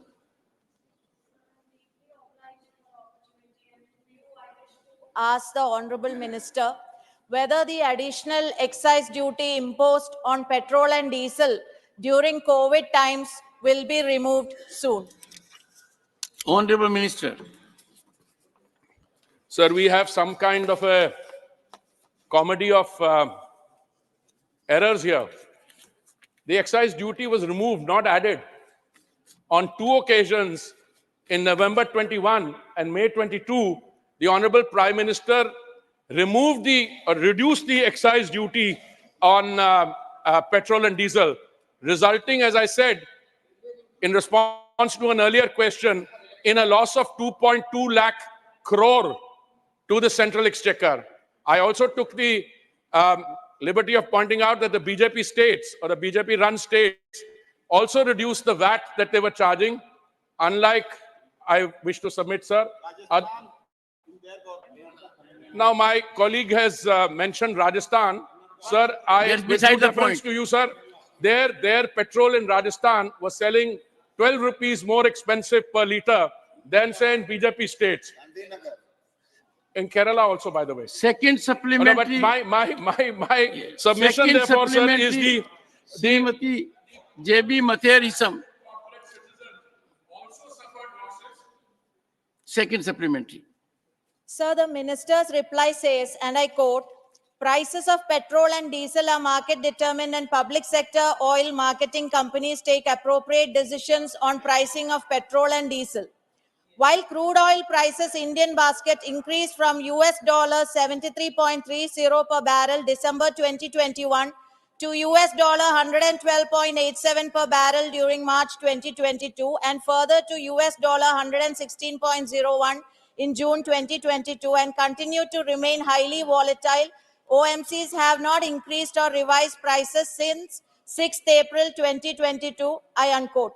However, Indian petroleum companies got the benefit of rupees 27,550 crores and India's import of crude oil for almost same volume in the first half of financial year 2022-23 in the first half of financial year 23-24 was 25% lower value-wise due to subsidized crude oil from Russia. So my question, this benefit is not seen passed on to the common man. Will you pass on these benefits to the common man in India? Sir, I would advise all my friends in the political world to use better research and think tanks, sir. All these statistics which the honorable member read out, I've heard this false narrative earlier. Let me place the facts before the House. Sir, the global situation today is characterized by a high degree of turbulence. The military operations which started in February 2022 between Russia and the Ukraine, I'm choosing my words very carefully, and subsequently the attack by the terrorist group Hamas on Israel. Dr. John Brittas, I am responsible. You will have to give up this habit. And please, you can take the floor only when I give that sanction. Please, sir, take your seat. Honorable Minister. Sir, during this 2-year period, sir, the price per barrel, has gone down during the lockdown to as little as 19 degrees 56 cents, and it went up to $128 per barrel. I am not in the fortune-telling or soothsaying business, sir. All I can say is that I cannot predict where the oil prices will be, but I can predict, based on hard facts, that the oil marketing companies, I'm talking to our PSUs, because they are good corporate citizens, they incurred a loss of 21,000 crores. So we had a combination of three things. One, we had the Honorable Prime Minister reduce the excise duty which the center charges, which meant the center, at a time when it was providing 800 million people or 80 crore people 3 meals of dry ration in a day, it was foregoing revenue of 2.2 lakh crores. That is what the central government did. The BJP ruled states cut their VAT. This is in sharp contrast to what my colleague asked about raising oil bond. Karza le nana or bhukte pota. This was in Hindi, sir, not in Punjabi. The Punjabi is slightly more colorful, sir. Now, my point is, for someone to be asking me a question, Please, Honorable Minister, through the chair. Yeah. Honorable Sir, I say again, central government, Honorable Prime Minister reduces the excise duty on 2 occasions, November 21, May 22, reduces the reduction in price by 13 rupees and 16 rupees. OMCs as good corporate citizens incur a loss of 21,000 crores, BJP state, that is why the prices are lower. Now, if the question is, why don't we make oil or gas or something totally free? Well, there was a distinguished leader of this house, Prime Minister, who's still a very distinguished member of the house. He said, money does not grow on trees. I'm a student of his. All I can say is if the resources were limitless, we could maybe reduce it. But the OMCs are also answerable to their taxpayers, to their shareholders. And I think what has been done in India, which has made our prices lower than any other major economy in the world. If you get the November figures, they'll be even lower. If today is 5%, they'll be lower by 11%. Third supplementary, Dr. Ashok Kumar Mittal.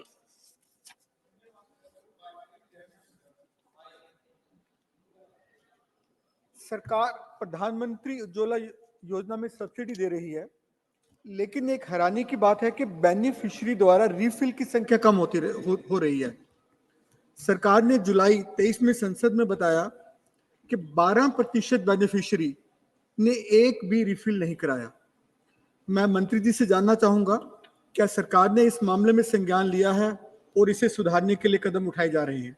धन्यवाद। माननीय मंत्री जी।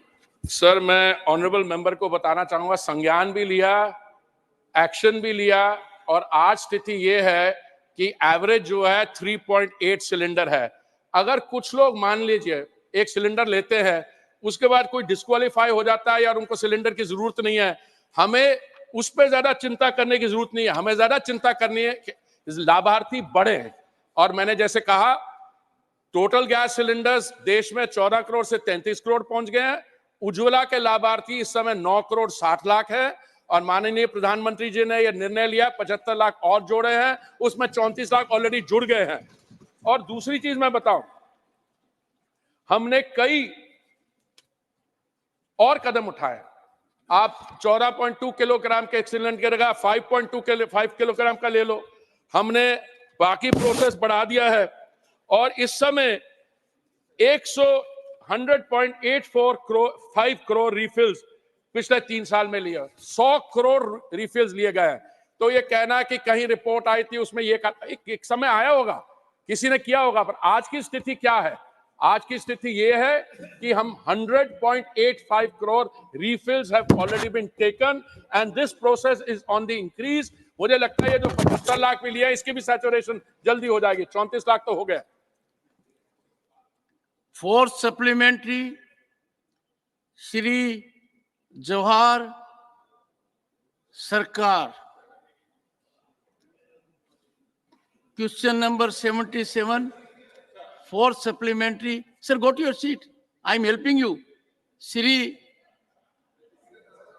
you seem to have forgotten your seat.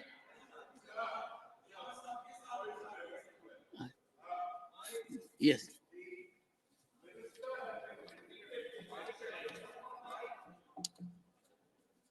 Has been repeatedly mentioning that the oil marketing companies have taken a hit and therefore the customers have been saved. He has given it to me in writing on 25th November that public sector oil marketing companies have suffered under recoveries. Admitted. At the same time, would the Honorable Minister be kind enough to state how much profits went to the private oil refiners during the same critical period? Because I have data with me at my disposal, which we are exchanging, sometimes not in the best of manner. We are in regular exchange. How much profits were made by, okay, I'm naming 2 companies, Reliance and Rosneft that has taken over SR's company in Gujarat at rock bottom prices they bought it at rock bottom spot prices from the Russians, whereas oil companies were unable to take the Russian offer despite the fact that the External Affairs Minister was defending our stand because they were bound by long-time contracts. So the benefit of the Russian Honorable oil member, went ask your straight to supplementary. 2 private limited companies. Ask your supplementary. Honorable Minister. How much profit did they make? 1 second. When you are talking of, don't make gesticulations like this. If you haven't finished, Don't I'll make wait for you to finish. gesticulations like No, this. We are all because addressing I would honorable chair. appreciate only one of Have you some states. manners. Yes, Honorable Minister. Sir, the honorable member provides me Also from civil service. Honorable member. Also from civil service. Also from? Civil service. Yes, Civil service. Yes, at least there he had to take an exam to pass, to enter, like I had to. But the subsequent change in profession, I'll come to that in a minute, sir. I want to tell the honorable member, I want to tell through you, sir, that the honorable member has obliged me with a large number of letters. He raises the same 3 queries in every letter. So in the last letter, please. Let the minister answer. Let the minister answer first. In the last letter, I did something which I would have done as an undergraduate student. I said, I have received your letters of this date, this date, this date. You have raised the following 3 queries. Then I drew a chart. The answer to the first query is given in para so and so. The question in the second query is given in para so and so. Sir, I am happy to make through your good offices the letters public that will show what the honorable. If it is an MPhil degree or a, can I complete? Honorable members, 1 second.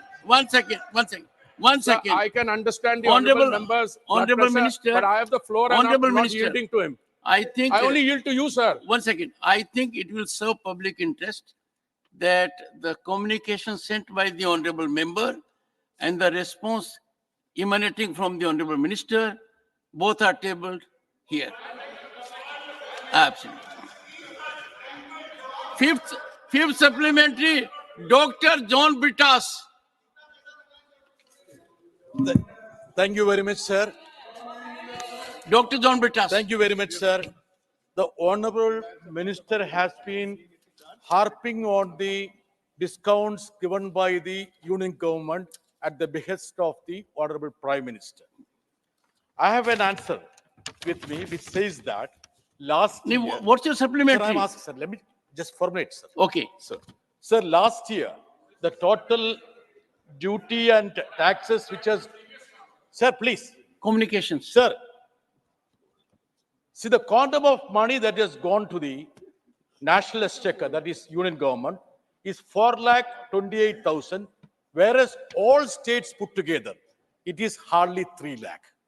And this is where he's saying that. So what's your supplementary? So my point is that, sir, that though we talk in terms of Atmanirbhar, the dependence on import has gone up from 82% to 88%. Will the government of India ensure that the dependence on import is brought down and also cop the idea of Mr. Gadkari that 60% ethanol need to be blended so that the petroleum prices go down? Honorable Minister. Sir, I'm indeed very grateful to the honorable member who asked this question because it helps me clarify what the reality is. Sir, we have probably about 88,000 petrol retail stations in the world, in India. Out of these, I think the bulk of them are run by OMCs. There are about 8,000 in the private sector, 20,000 in the private sector. Sir, what we did insofar as the private sector is concerned, we imposed a windfall tax. We imposed export cesses and we enforced the Universal Service Obligation Fund that 30% of what they were producing had to be supplied to the domestic market. I don't think, sir, in the history of India, this has ever happened. And, sir, let me clarify. One of the private refiners is in the SEZ. And we had a situation where the export volume, when he talks about windfall profits, we imposed a windfall tax, which the finance ministry reviews, I think, on a fortnightly basis. Secondly, the export volumes before this period and after the period and during the period have remained constant. We ensured the trilemma that there was availability, there was affordability and sustainability. So there is no question of our not having done that. Sir, I have repeatedly clarified this to the honorable member who's perhaps seeking a PhD, John Brittas, the honorable member, maybe in JNU, I don't know.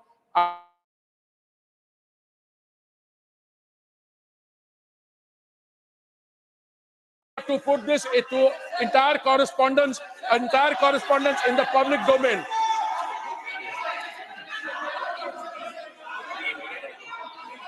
Please, I'm told that the PhD comes cheaper in Kerala. He said he gets PhD in Kerala. Take your seat. Take your seat.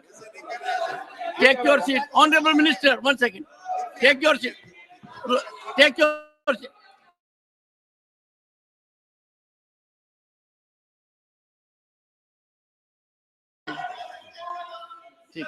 Sir, Honorable Minister, I would again like to emphasize that there was a situation at one stage where some, I choose my word very, very carefully, some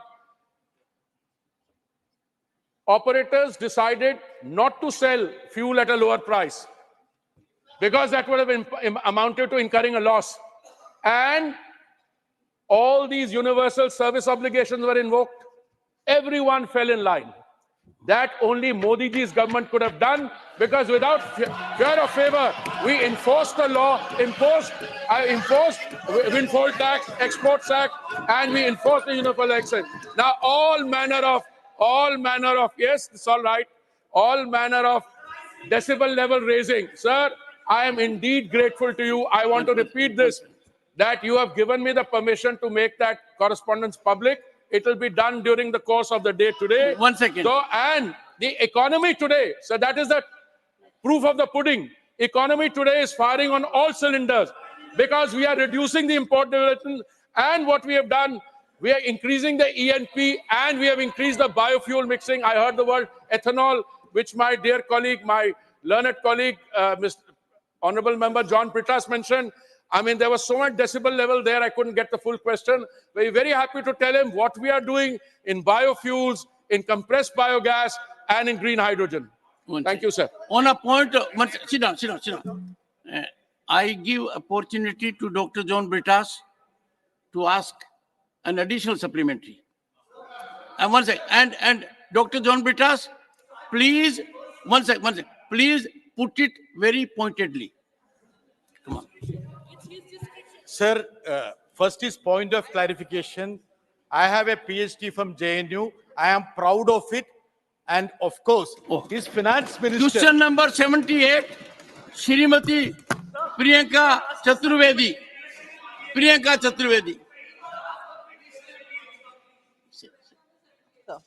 Honorable Minister. It on the table of the House, sir. Shrimati Priyanka Chaturvedi, supplementary number 1. Yes, sir, I've gone through the statement. I just wanted to check with the Honorable Minister through you, sir. Is it correct that the scheme is not available in every city? If it's true, then why not? Honorable Minister. I want to make it absolutely clear, sir. This scheme is available pan-India in all urban local bodies.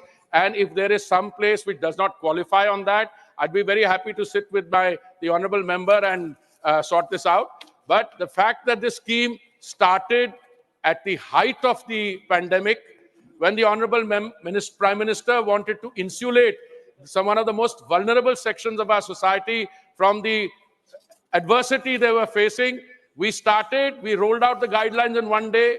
1 month, the scheme started rolling. Today, we have already got something like 56 9 beneficiaries. And I would like to tell the honorable member that, in fact, we have a portal which is upgraded daily. I was responding, sir, to a question in the Lok Sabha, I think a few days ago, when I used the figure 56 lakhs of beneficiaries. And I found that today, when I was preparing for this session, I knew the honorable member had asked the start question. It has gone up to 56.89 lakhs. And I'm sure by the time we finish the day, it'll be past 57 lakhs. So I also want to share that the total number of beneficiaries who have taken the first loan are 56.59 lakhs. Number who have taken the second loan are 15.82 lakhs. Third loan has been taken by 2.05 lakhs. And two studies which are very significant. One, sir, by the Indian School of Business in Hyderabad, and the other by the chief economist of the State Bank of India, I think Soumya Kanti Ghosh, sir. They show the success of this scheme, that it has a persistency ratio of 68%. Now we have a situation, the scheme has succeeded in making people who were drawing, jo ready patri pe apna karobar karte the, it has succeeded in freeing them from the vice-like grip of the money lenders from whom they were borrowing at the rate of 100 to 300% a day. And the fact that the numbers are increasing, the number of loans are increasing, shows that it's available everywhere. The second thing is, sir, each of these persons in the informal sector, their details are being onboarded and they are being made beneficiaries of 8 other Kendriya Yojanas so that they can benefit from them. We had some difficulties with some state governments who were not, because there is a old problem that the local authorities, they don't give them the respect that is due. The local authorities try to play this, I have to be careful with my words, sir, who are great difficulties in the work of the street vendors. I've been writing letters to the chief ministers, my secretary has written to the state government, and we think that those problems are being ironed out. There are 13,700 vending zones. If some place you think, or anyone thinks not to my notice, and if it's an urban local area, the vendor may be living in a rural area, but the trade is to be plied because this is under the 2014 Act, which is for urban sector Act in 2014, sir. Second supplementary, Srimati Priyanka Chaturvedi. Sir, I got a long reply from the Honorable Minister, but he hasn't really answered the question I asked. Secondly, sir, before I ask the supplementary, I just wanted to bring it to your notice. You had come up with a very historic decision where you said the responses by the ministers would be gender neutral. When I was reading the response to my question, every answer starts with a yes, sir. So just wanted to bring it to your notice and to the Parliamentary Affairs Minister's notice. The second question, sir, is if the government is maintaining a database of number of disabled people and number of women beneficiaries that have been enrolled in this scheme. Honorable Minister. Sir, I can mention straight away, I think 44, no sir, if I have the question, I'll answer it. This is a straightforward second supplementary she's asked. 44% of the beneficiaries are Mahilas. Scheduled caste, scheduled tribe, equally. Total number, if you add minorities, 9%. Sir, the spread when a beneficiary or a potential beneficiary comes to seek a loan based on a letter of recommendation or a certificate, they don't ask the caste, etc. But we have done an analysis after that, and the answer is very clearly 44% SC, ST, another 40% plus minorities. Now somebody asked me the figure, why are minorities? I said, I cannot, for instance, ask why a particularly well-to-do minority community from where the honorable member, why don't they want to ask for street vendor loans? I think they're the kind of people who run banks. They don't need to be street vendors. And the data on disability, disabled data is not available with us. That data we have tried informally to ascertain because the loan seeking process does not have that category. It's as simple as that. And any other question, she said first, she asked a question, I gave a long. If I had got a straightforward question, I will give a straightforward answer. So please, I request her through you, sir, to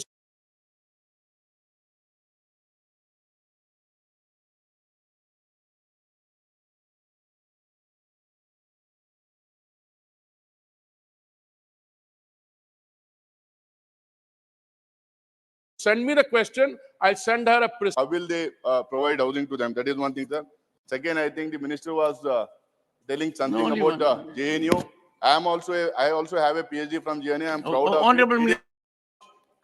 Honorable Most Minister, consistent top university of the country, and it is the only university from our country which has a place in the JNU, sir. Nothing will go on record. If I had, instead of going and teaching at a Delhi University college, if I had got a little time to Sir, get a PhD, I may have opted for JNU also. Sir, kindly respond to the So the supplementary that question is very concerns your simple. ministry. The question is very simple.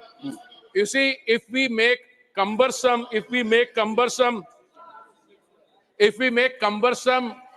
data requirement as a prerequisite, which used to happen in a previous dispensation, no loans will be given. So all we are saying is, you need minimum data. All you do is bring us your Aadhaar card. So that one card, Aadhaar card, is enough for us and for the banks. And the bulk of the loans have been given by the public sector banks, sir. I think about 80–85%.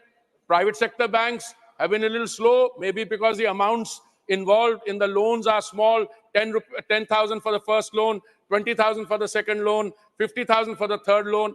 But the Aadhaar card, and I may submit this to the House through you, sir, is more than sufficient for the banks to understand, and that is why we are also able. Sir, I also have the statistics, how much the public sector banks have given.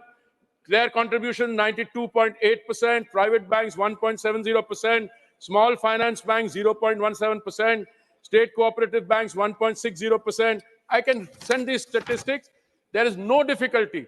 But if the positive criteria and the negative criteria are not complied with, I mentioned out of the first 75 lakhs, the additional 75 lakhs, 34 lakhs, 15% were disallowed because of the very rigorous scrutiny to which the applications are being subjected, sir. For supplementary, Sri Raghav Chadha, not present. Sri Samirul Islam. Would the Honorable Minister give the data of the percentage of the loan given under the scheme to SC, ST and minority communities in last three years state-wise? Please go ahead. Honorable Minister. I'm afraid I didn't get the... Honorable member may repeat. Sir, would the Honorable Minister give the data or percentage of the loan given under this scheme to SC, ST and minority communities in last 3 years state-wise?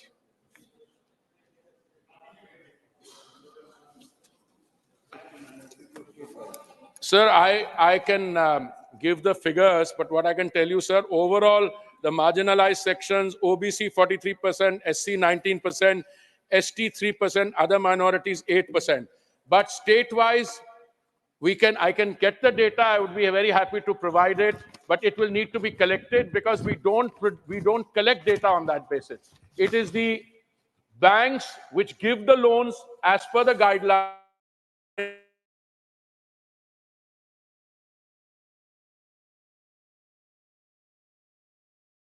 Get and try and share with the honorable members. Dr. Ashok Kumar Mittal.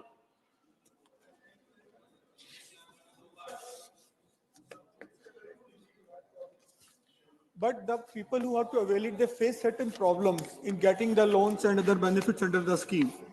My question is, does government do any survey or take feedback from the user of these kind of facilities? Thank you.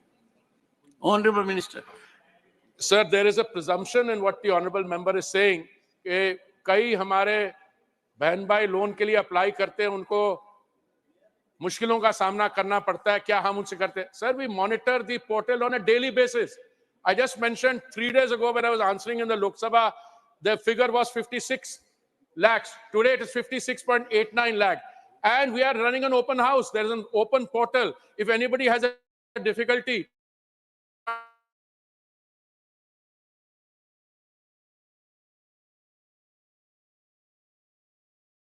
Difficulty, if there are, we are ready to iron it out.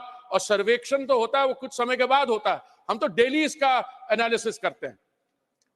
Question number 79, doctor Laxmikant Vajpayee. Honourable minister.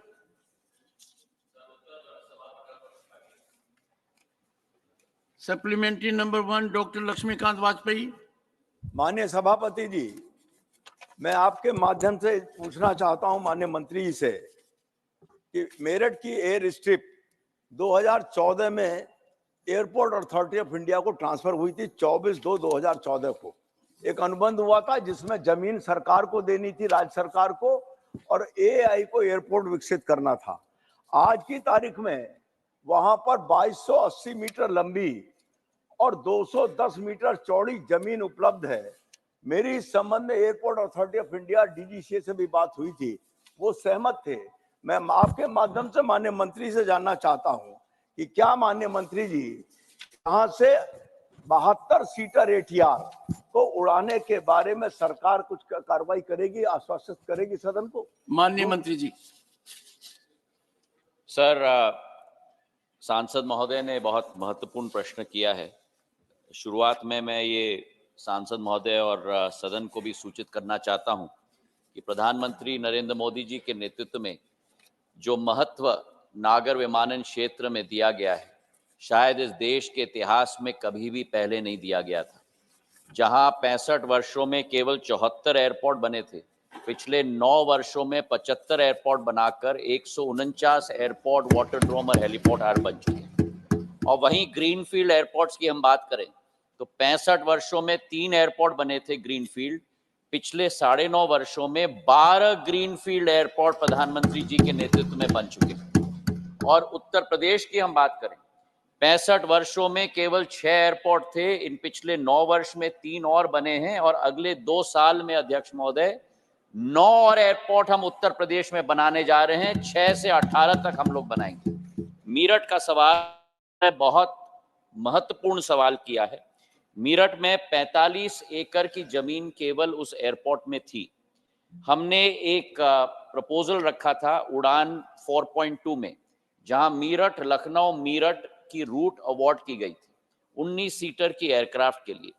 पर वो airport की जो runway के साथ एक safety area होना चाहिए, वो कम से कम 75 मीटर रनवे के दोनों तरफ होना चाहिए। वर्तमान वे केवल 40 मीटर है। एटीआर के लिए हम लोग ने प्रस्ताव बनाकर उत्तर प्रदेश शासन को भेजा था। 300 एकड़ की जमीन चाहिए, IFR इंस्ट्रूमेंट फ्लाइट रेटेड, जहां वेदर के आधार पे भी फ्लाइट लैंड कर सकता है। 300 एकड़ की जमीन चाहिए और बोइंग और एयरबस के लिए अतिरिक्त 200 एकड़ की जमीन चाहिए। इस सदन के पटल पर मैं आपके द्वारा माननीय सांसद महोदय जी को तहे दिल से धन्यवाद अर्पित करना चाहता हूं। सतर्कता के साथ, सकारात्मक सोच के साथ प्रशासन से बैठकर मंत्रालय के पास वे प्रस्ताव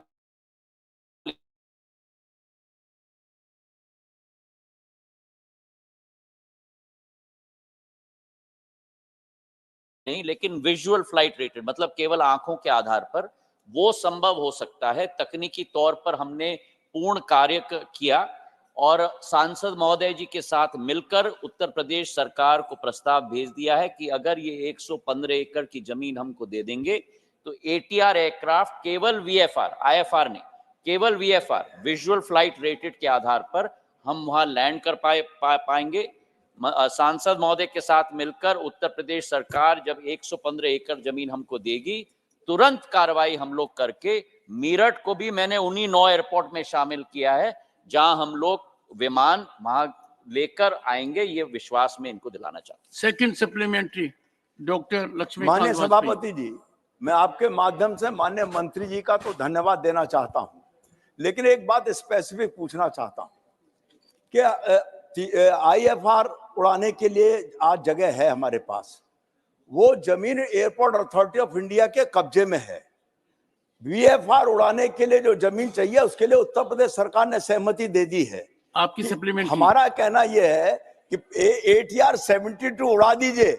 मैं भी माननीय मंत्री से कहना चाहता हूं जनप्रतिनिधि होने के नाते कि सरकार को आवश्यक 300 एकड़ और 200 एकड़ जमीन दिलाने के लिए एड़ी चोटी का जोर लगाऊंगा। माननीय मंत्री जी, वर्तमान रनवे पर नया रनवे माननीय मंत्री जी, मैं दोबारा समझाना चाहता वाजपेयी हूं। जी, माननीय मंत्री जी, मैं दोबारा समझाना चाहता हूं आपके द्वारा सर माननीय सांसद महोदय को कि 115 एकड़ की जमीन अतिरिक्त हमें जरूरत है। वीएफआर विजुअल फ्लाइट रेटेड के लिए जमीन कम जरूरत पड़ती है, इंस्ट्रूमेंट फ्लाइट रेटेड के लिए ज्यादा पड़ती है। तो हमने ये सोचा कि तुरंत तीव्र गति से वहां एटीआर हम लोग लाना चाहते हैं, तो विजुअल फ्लाइट रेटेड हम लेके आए। उसके लिए 115 एकड़ जमीन और अतिरिक्त चाहिए, जो हमारे अधीन एयरपोर्ट्स अथॉरिटी ऑफ इंडिया के अधीन वर्तमान में नहीं है। इनके सहयोग के साथ वो जब 115 एकड़ जमीन मिलेगी, हम लोग कार्रवाई शुरू करेंगे। The House will meet at 2 p.m. today.